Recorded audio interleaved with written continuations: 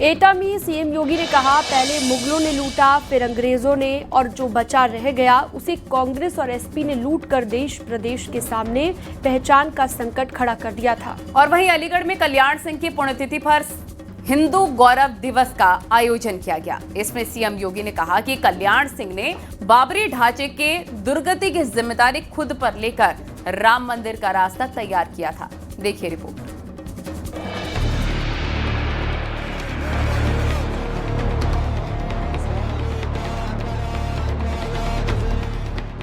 एटा दौरे पर सीएम योगी ने समाजवादी पार्टी और कांग्रेस पर सबसे बड़ा हमला बोला है। सीएम योगी ने कहा, पहले मुगलों ने लूटा, फिर अंग्रेजों ने तबाह किया, और जो कुछ बचा रह गया था वो कांग्रेस और एसपी ने लूटा। प्रदेश के सामने पहचान का संकट खड़ा कर दिया था। पहले मुगलों ने लूटा, फिर अंग्रेजों ने तबाह किया, और जो कुछ बचा रह गया था वह मुगलों और अंग्रेजों के बाद कांग्रेस ने और समाजवादी पार्टी ने तबाही का नया मंजर पैदा करके देश के सामने और प्रदेश के सामने पहचान का संकट खड़ा कर दिया था। एटा के बाद सीएम योगी अलीगढ़ पहुंचे, जहां कल्याण सिंह की पुण्यतिथि पर हिंदू गौरव दिवस का आयोजन किया गया। इस कार्यक्रम में सीएम योगी के साथ उमा भारती और धर्मेंद्र प्रधान भी शामिल हुए। इस मौके पर सीएम योगी ने कहा कि कल्याण सिंह ने राम मंदिर का मार्ग प्रशस्त करने में बड़ी कुर्बानी दी थी। उनकी चुनी हुई सरकार को अलोकतांत्रिक तरीके से कांग्रेस ने भंग करने का काम किया था, बर्खास्त करने का काम किया था। राम जन्मभूमि के लिए उन्होंने क्षण भर की भी देरी नहीं की और अपने पद को छोड़ करके उन्होंने इस बारे में कहा था कि हां, अयोध्या में विवादित ढांचा के गिरने की जिम्मेदारी मैं ले रहा हूं अपने ऊपर। किसी राम भक्त का कोई बाल बांका नहीं होना चाहिए। सीएम योगी ने कहा कि बाबरी ढांचा की दुर्गति की जिम्मेदारी कल्याण सिंह ने खुद अपने ऊपर लेकर राम मंदिर का रास्ता तैयार किया था।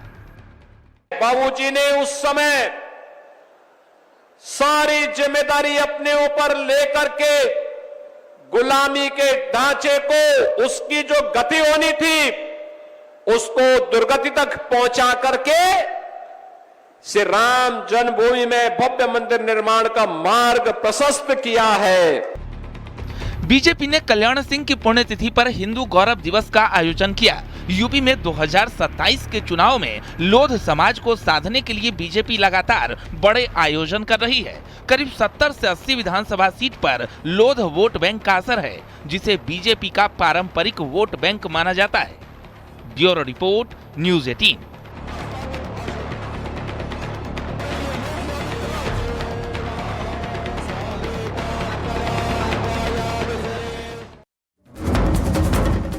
तो 2027 के विधानसभा चुनाव से पहले खुद को मजबूत बनाने के लिए समाजवादी पार्टी की हिट लिस्ट में कई बड़े नेता हैं। एसपी दूसरे पार्टी के बड़े नेताओं को पार्टी में शामिल करवाने में जुगाड़ में जुटी है। समाजवादी पार्टी प्रदेश में क्षेत्रीय और जाति समीकरण को साधने में जुटी है। इसके लिए एसपी सत्तारूढ़ दल के नेताओं को भी अब अपने पाले में करने लगी है, उन पर भी डोरे डालने लगी है। एक रिपोर्ट आपको दिखाते हैं।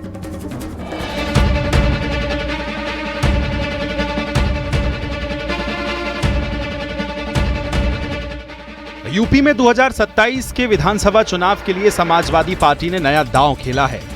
एसपी ने अब अलग अलग जातियों के नेताओं के लिए अपनी पार्टी के दरवाजे खोल दिए हैं। यानी अगर कोई नेता सत्तारूढ़ दल में और वो भी एसपी में आना चाहता है तो उसका भी स्वागत है। नजरअंदाजी के कारण बहुत सारे भाजपा नेता द्वार द्वार ठोकर खा रहे हैं और हो सकता है कि बहुत सारी बड़ी संख्या में लोग माननीय राष्ट्रीय अध्यक्ष जी को संपर्क करें। अब राष्ट्रीय अध्यक्ष जी को तय करना है। एसपी इस बात पर ज्यादा फोकस कर रही है कि ओबीसी और दलित समाज के नेताओं को अपनी पार्टी में ज्यादा से ज्यादा शामिल किया जाए। एसपी लगातार पीडीए का नारा बुलंद कर रही है ताकि ऐसे नेताओं को अपने साथ जोड़ा जा सके। तो अखिलेश यादव लगातार ये मैसेज दे रहे हैं और अब सपा की ये रणनीति है कि वो 2027 में अपनी मजबूत तैयारी के साथ भारतीय जनता पार्टी से मुकाबले के लिए जमीन पर उतरे। इसके लिए वो विभिन्न क्षेत्रों में जो प्रभावशाली नेता होंगे उनको शामिल करने की तरफ अपने कदम बढ़ा रही है। यूपी का सियासी इतिहास कहता है कि चुनाव के समय भारी संख्या में नेता इधर से उधर शिफ्ट होते रहे हैं। ऐसे में अहम बात यह है कि जनाधार वाले नेता जिस तरफ ज्यादा शिफ्ट होंगे, उस पार्टी को सियासी लाभ ज्यादा मिलेगा। कि अगर समाजवादी पार्टी दूसरे दलों से ज्यादा लोगों को अपनी पार्टी में शामिल करेगी तो ऐसे में अंदर खाने भी नाराजगी उसको झेलना पड़ सकता है। ऐसे में कुल मिलाकर के समाजवादी पार्टी सामंजस्य को कैसे बनाएगी, ये देखने वाली बात होगी। कैमरा पर्सन अनिल के साथ अलाउद्दीन, न्यूज़ 18, लखनऊ।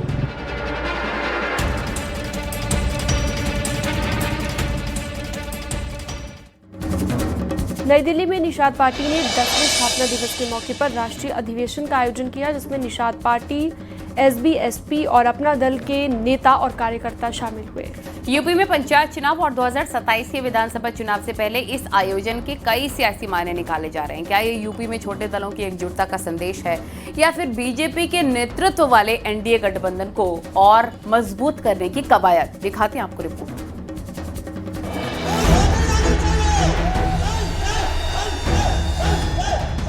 नई दिल्ली के तालकटोरा स्टेडियम में बुधवार को निषाद पार्टी ने अपने 10वें स्थापना दिवस के मौके पर राष्ट्रीय अधिवेशन का आयोजन किया। इस अधिवेशन में निषाद पार्टी के कार्यकर्ता और नेताओं के साथ साथ एसपी, एसपी के ओम प्रकाश राजभर और अपना दल एस के आशीष पटेल भी शामिल हुए। इस मौके पर ओपी राजभर ने निषाद पार्टी और अपना दल की तारीफ की और वोट बैंक को मजबूत करने की बात कही। एक ही मकसद है कि हम लोगों के बच्चों को बेहतर शिक्षा, बेहतर रोजगार, बेहतर नौकरी, हम लोगों की बेटा बेटी डॉक्टर, मास्टर, इंजीनियर, कलेक्टर बनाने के लिए आज डॉक्टर संजय निषाद जी ने जो सपना सजोया है, वही सपना भाई आशीष पटेल जी ने सजोया है। वही सपना हम जितने भी लोग यहाँ हैं, हम सभी लोगों ने यही सपना सजोया है। और आने वाला दिन, घबराओ नहीं, आने वाला दिन वो होने जा रहा है कि आपको अब कोई इग्नोर नहीं कर सकता है, आपको कोई नकार नहीं सकता। इस सम्मेलन को लेकर एसपी का कहना है कि उनका निषाद पार्टी से सिर्फ इतना सवाल है कि सामाजिक न्याय समिति की रिपोर्ट लागू करने का मुद्दा कहां गया, आरक्षण का मुद्दा कहां गया। आरक्षण को लूटा गया उसकी मांग, सामाजिक न्याय समिति को लागू करने की मांग, सामाजिक न्याय सुनिश्चित करने की मांग, इन मांगों को उन्होंने भाजपा से पूरा करा दिया है। अगर नहीं करा पाया है, दिल्ली में सरकार भाजपा की, उत्तर प्रदेश की समय भाजपा की, फिर भी नहीं पूरा करा पाए हैं, तो किस आधार पर बने हुए हैं? यूपी में पंचायत चुनाव और 2027 के विधानसभा चुनाव से पहले इस आयोजन के कई सियासी मायने निकाले जा रहे हैं। आखिर इस अधिवेशन के बहाने क्या रणनीति तैयार की जा रही है? क्या ये यूपी में छोटे दलों की एकजुटता का संदेश है या फिर बीजेपी के नेतृत्व वाले एनडीए गठबंधन को और मजबूत करने की कवायद? Bureau report, news 18, Uttar Pradesh, Uttarakhand. Panchayat चुनाव 2026 को लेकर मायावती ने अपनी रणनीति को और मजबूत करते हुए पहले से ही प्लान तैयार किया है। बीएसपी अपने मूल वोट बैंक, विशेष रूप से दलित समुदाय के साथ साथ पिछड़ा वर्ग और मुस्लिम समुदाय को जोड़ने की दिशा में बड़े पैमाने पर काम कर रही है। बीएसपी इस बार पंचायत चुनाव में सामाजिक समीकरणों को ध्यान में रखते हुए 2007 वाली सोशल इंजीनियरिंग का फॉर्मूला लागू कर सकती है। सूत्रों की माने तो बीएसपी ने पिछड़ा वर्ग और मुस्लिम समुदाय के नेताओं को बड़ी संख्या में टिकट देने का मन बनाया है। रिपोर्ट देखिए।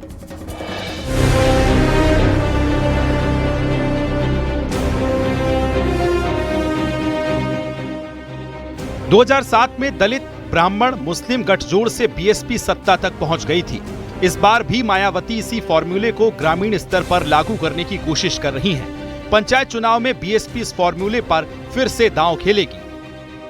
बीएसपी इस वक्त अपने अस्तित्व की बड़ी और कड़ी लड़ाई लड़ रही है। ऐसे में त्रिस्तरीय पंचायती चुनाव में हिस्सा लेकर इसमें बेहतर प्रदर्शन करके मायावती की कोशिश है कि खोई हुई सियासी जमीन को हासिल कर सकें।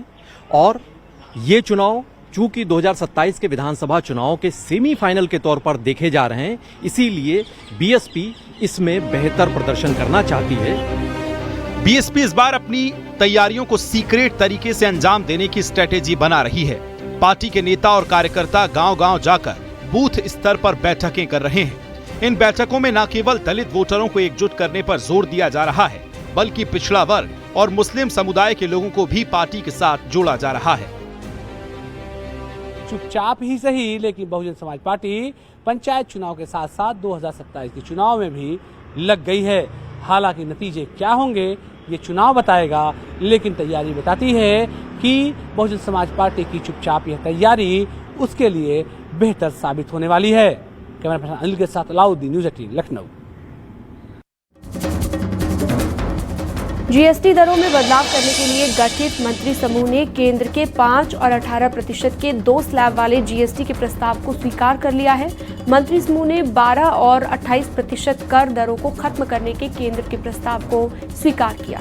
यूपी के वित्त मंत्री सुरेश कुमार खन्ना ने बताया कि लग्जरी आइटम और समाज के नजरिए से गैर जरूरी चीजों पर 40% कर लगाना भी शामिल है। दरअसल केंद्र सरकार जीएसटी में बदलाव के जरिए आम आदमी, किसानों, मध्यम वर्ग और एमएसएमई को राहत देना चाहती है। वो इसके जरिए टैक्स सिस्टम को आसान भी करना चाहती है। देखिए रिपोर्ट। हमने एक हाई पावर कमेटी को बिठा करके रिव्यू शुरू किया, राज्यों से भी विचार विमर्श किया, और मेरे प्यारे देशवासियों, हम नेक्स्ट जनरेशन जीएसटी रिफॉर्म्स लेकर के आ रहे हैं। ये दिवाली के अंदर आपके लिए तोहफा बन जाएंगे। सामान्य मानवीय की जरूरतों के टैक्स भारी मात्रा में कम कर दिए जाएंगे। बहुत बड़ी सुविधा बढ़ेगी। हमारे एमएसएमई, हमारे लघु उद्यमी, इनको बहुत बड़ा लाभ मिलेगा। रोजमर्रा की चीजें बहुत सस्ती हो जाएगी। 15 अगस्त को प्रधानमंत्री नरेंद्र मोदी ने लाल किले की प्राचीर से जीएसटी रिफॉर्म को लेकर जो ऐलान किया था, उस पर काम शुरू हो चुका है। आज इसे लेकर एक अच्छी खबर आई है। बिहार के डिप्टी सीएम सम्राट चौधरी की अध्यक्षता में 6 सदस्यों वाले ग्रुप ऑफ मिनिस्टर्स ने 5, 12, 18 और 28% की मौजूदा 4 दरों वाले जीएसटी स्ट्रक्चर को 2 स्लैब से बदलने के प्रस्ताव को मंजूरी दे दी। इस प्रस्ताव के तहत अब जीएसटी में 2 स्लैब 5% और 18% कर दिए जाएंगे। बाकी 12% और 28% स्लैब को हटा दिया जाएगा। 5% जीएसटी अच्छी वस्तुओं और सेवाओं के लिए होगा और 18% जीएसटी मानक वस्तुओं के लिए रहेगा। वहीं तंबाकू वाले प्रोडक्ट्स पर 40% हाई रेट लगेगा। पैनल ने यह भी सिफारिश की है कि लग्जरी कारों पर 40% की दर से टैक्स लगाया जाए, जो पहले 50% से ज्यादा था। केंद्र सरकार का तर्क है कि इस बदलाव से जीएसटी सरल होगा, मिडिल क्लास किसानों और एमएसएमई को बड़ी राहत मिलेगी।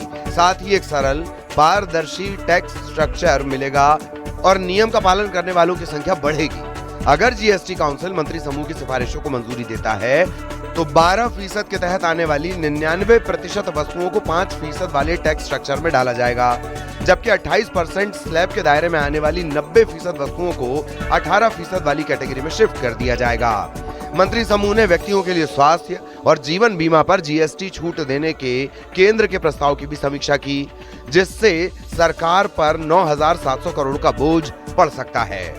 कुछ प्रस्ताव जो है 18 के जो है 12 के 5 में आ गए, कुछ 12 के 18 में चले गए। लेकिन जो 28 वाला है जिसके लिए 40% का स्लैब बनाया गया है और हमें कुछ ही प्रोडक्ट्स हैं जो अत्यंत लग्जूरियस गुड्स है या सिन गुड्स है, उसके ऊपर 40% का प्रपोज किया गया। स्टेट्स को कैसे कॉम्पनसेट करेंगे जी? स्टेट्स ने, आपने कहा कि स्टेट्स को कॉम्पनसेट किया जाए। नहीं, उनकी मांग थी ये। हाँ। दूसरी बात यह है कि केंद्र सरकार भी अच्छी तरह समझती है कि भाई जब हम किसी लार्जर इंटरेस्ट में काम कर रहे हैं तो निश्चित रूप से रेवेन्यू पर प्रभाव तो पड़ेगा ही। हालांकि अभी ये अंतिम फैसला नहीं है, ये सिर्फ मंत्री समूह की सिफारिश है। अंतिम मुहर जीएसटी काउंसिल में लगेगी। जीएसटी काउंसिल की अगली बैठक में इन सिफारिशों पर मंजूरी की उम्मीद जताई जा रही है। Bureau report, news 18। मोबाइल पर घंटों तक चलने वाला ऑनलाइन गेम जिसके चंगुल में फंसकर बच्चों से लेकर युवा तक बर्बाद हो रहे हैं, लेकिन अब और नहीं, अब सरकार ने ऑनलाइन मनी गेम पर शिकंजा कस दिया है। संसद से नया ऑनलाइन गेमिंग बिल 2025 पास हो चुका है। इस बिल में एक तरफ जहां ई स्पोर्ट्स को बढ़ावा देने की बात है तो दूसरी तरफ गेम्स पर लगाम लगाने की तैयारी है। कुछ गेम्स पर लगाम लगाई जाएगी, एक रिपोर्ट आपको दिखाते हैं।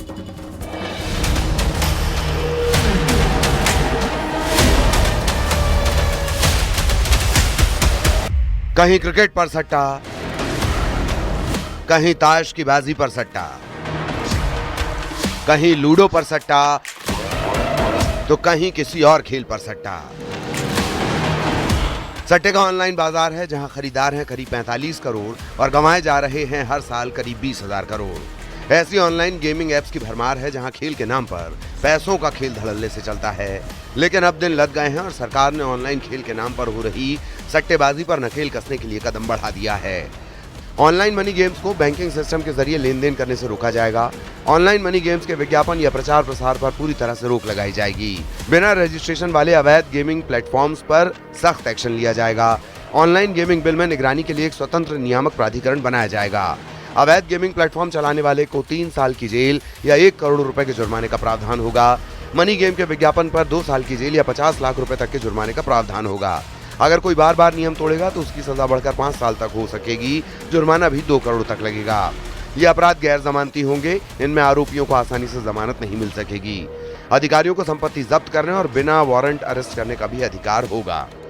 सवाल यह है कि आखिर सरकार को बिल के जरिए ऑनलाइन मनी गेम्स पर शिकंजा कसने की जरूरत क्यों पड़ी? ऑनलाइन मनी गेमिंग से हो रहे वित्तीय और सामाजिक नुकसान को रोकने के लिए सरकार ये बिल लाई है। सरकारी अनुमानों के मुताबिक हर साल करीब 45 करोड़ लोग ऑनलाइन मनी गेम्स का शिकार होते हैं और ऑनलाइन मनी गेम्स के जाल में फंसकर हर साल करीब 20,000 करोड़ रुपए से ज्यादा गंवा देते हैं। इसकी लत की वजह से सैकड़ों परिवार आर्थिक रूप से बर्बाद हो चुके हैं। कई बार तो लोग आत्महत्या और हिंसा जैसा गंभीर कदम भी उठा लेते हैं। इनमें से कई गेम राष्ट्रीय सुरक्षा के लिए भी खतरा हैं। इनकी आड़ में वित्तीय धोखाधड़ी, मनी लॉन्ड्रिंग, टेरर फंडिंग जैसी गतिविधियों को अंजाम दिया जा रहा है। आज संसद ने हमारे मध्यम वर्गीय परिवारों को, मिडिल क्लास फैमिलीज को और युवाओं को, छात्रों को, उन सबको जो एक बहुत बड़ा नशा समाज में फैल रहा था ऑनलाइन मनी गेमिंग का, उससे मुक्ति दिलाई है। और साथ ही साथ ई स्पोर्ट्स और ऑनलाइन सोशल गेमिंग जो कि समाज के लिए उपयोगी है, उसको प्रमोट करने के लिए अथॉरिटी बनाने वाला बिल आज पास किया है। ये बिल इसलिए भी खास है क्योंकि गेमिंग सेक्टर से सरकार को हर साल 20,000 करोड़ रुपए टैक्स के रूप में मिलते हैं। पिछले कुछ समय में गेमिंग से जुड़े करीब 400 स्टार्टअप भारत में शुरू हुए हैं। इसमें 25,000 करोड़ रुपए का फॉरेन डायरेक्ट इन्वेस्टमेंट भी आया है। 2023 में सरकार ने ऑनलाइन गेमिंग पर 28% GST लगाया था। इसके अलावा जीतने वाली रकम पर 30% टैक्स भी लगाया जा रहा है। ऑनलाइन मनी गेम्स पर शिकंजा कसने के लिए लाया गया यह बिल सरकार का बड़ा फैसला है क्योंकि सिर्फ पैसों का नुकसान ही नहीं बल्कि इन गेम्स की लत एक सामाजिक संकट बन चुकी है और कई परिवारों को बर्बाद कर रही है। लिहाजा अब सरकार ने सट्टे के ऑनलाइन खेल पर नकेल कसने की पूरी तैयारी कर ली है। Bureau report, news 18।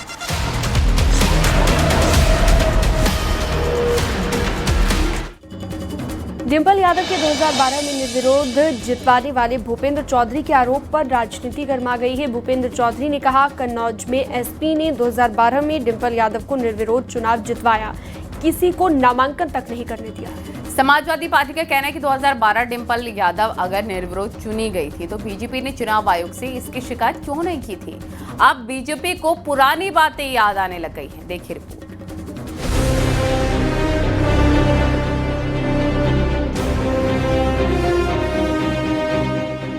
UP BJP अध्यक्ष भूपेंद्र चौधरी ने विपक्ष के चुनाव आयोग पर सवाल उठाने पर बड़ा हमला बोला।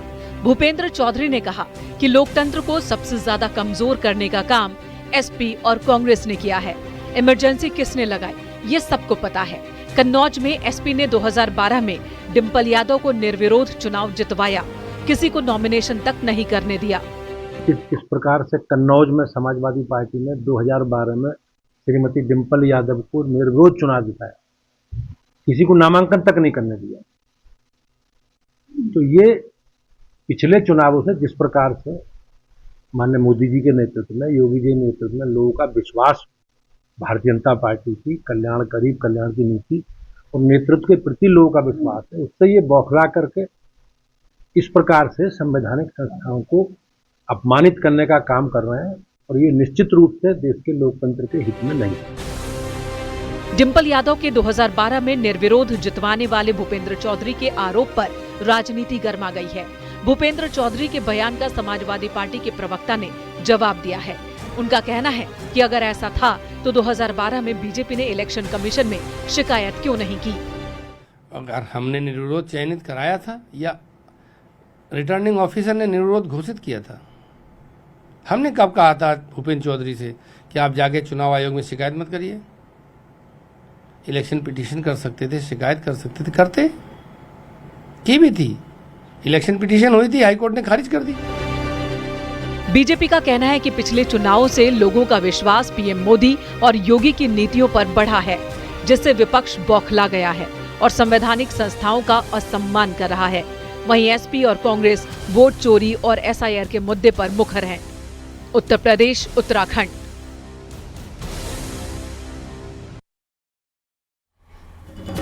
और खबरें लगातार जारी है, रुकेंगे छोटे से ब्रेक के लिए। आप बने रहिए न्यूज़ 18 के साथ।